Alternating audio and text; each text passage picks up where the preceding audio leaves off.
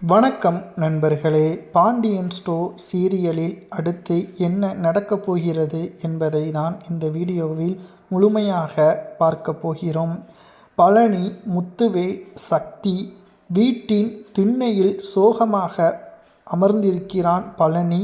அவன் முகத்தில் அவமானமும் குழப்பமும் நிரம்பியிருக்கிறது. கோமதி தன்னை வீட்டை விட்டு விரட்டியதை அவனால் ஜீரணிக்க முடியவில்லை. அவன் கண்கள் கலங்கியுள்ளன. முத்துவேலும் சக்தியும் வீட்டிற்குள்ளிருந்து வெளியே வருகிறார்கள்.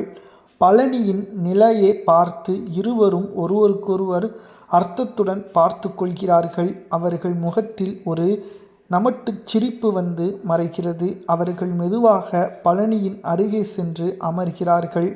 முத்துவேல் உடனே சொல்கிறார், போலியான அக்கறையுடன், என்னடா பழனி இப்படி உட்கார்ந்திருக்க, நாங்கள் உள்ள தேடிட்டு இருக்கோம். அதற்கு சக்தி, அக்கா வீட்டில் நடந்ததை நினச்சி கவலைப்படுறியாடா? விடுடா, அதான் அவங்களோட உன்னை வேணாம்னு சொல்லிட்டாங்களே. உடனே பழனி, இல்லை மாமா, அத்தை ஏன் என்ன அப்படி பேசுனாங்கன்னு தான் புரியலை.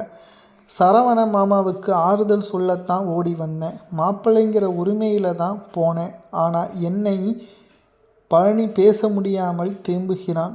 பழனியின் தோளில் கை வைத்துட்டே, முட்டா பயல, உனக்கு இன்னும் உலகம் புரியலை. அவங்களுக்கு தேவை இருக்கும்போது உன்னை மாப்பிள்ளைன்னு கொண்டாடுவாங்க.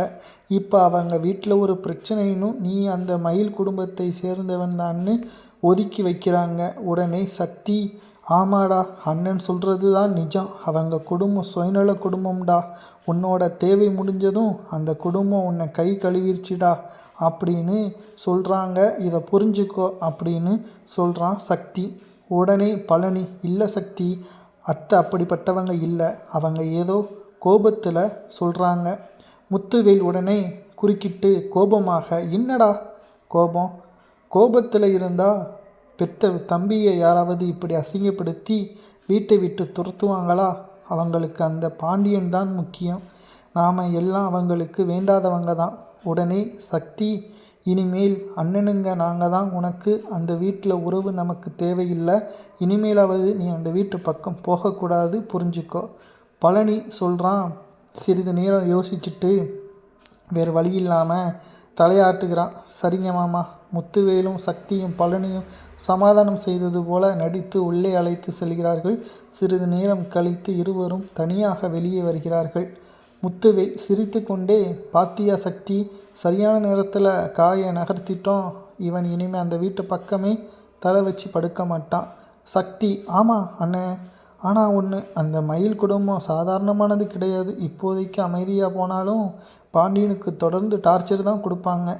முத்துவேல் சொல்கிறான். மீசியை முறுக்கியபடி, கோபம் முட்டும் வகையில், நல்லா கொடுக்கட்டும். பாண்டியன் நிம்மதியாக இருக்கவே கூடாது. அவன் குடும்பம் சிதறணும். இனிமே தான் நமக்கு ஒரே கொண்டாட்டம்தான். பாண்டியன் ஸ்டோர் வீடு சாதாரண ஒட்டுமொத்த குடும்பமாக இருந்துச்சு. அதை சின்ன பின்னமாக மயில் குடும்பம் ஆக்கிருச்சு. அரசி அறை முழுவதும் இருள் சூழ்ந்துள்ளது. கட்டிலில் சுருண்டு இருக்கிறார் சரவணன். அவன் அழுது அழுது கண்கள் வீங்கி போயுள்ள வாழ்க்கையை வெறுத்து போய் ஒரு நிலையில் அவன் இருக்கிறான். அரசி மெதுவாக அறைக்குள் நுழைகிறான். கையில் ஒரு டம்ளர் பால் வைத்திருக்கிறான். அரசி கட்டிலில் அருகே அமர்ந்து அவன் தோலை தொடுகிறான். அண்ணே, எழுந்துக்கண, கொஞ்சம் பாலாவது குடின, காலையிலிருந்து எதுவுமே சாப்பிடாமல் இருக்க. உடனே சரவணன் திரும்பாமலே தழுதழுத்த குரலில், எனக்கு எதுவும் வேணாம். அரசி உடனே, என்ன தனியாக விடு. அரசி அழுகையை அடக்க முடியாது. எப்படின்னே தனியாக விடுறது? உன்னை நினச்சா எனக்கு கஷ்டமாக இருக்குண்ணே. நீ பாவம்ண்ணே, உனக்கு ஏன் இப்படியெல்லாம் நடக்குதுன்னே தெரியலண்ணே அப்படின்னு அரசி சொல்கிறா.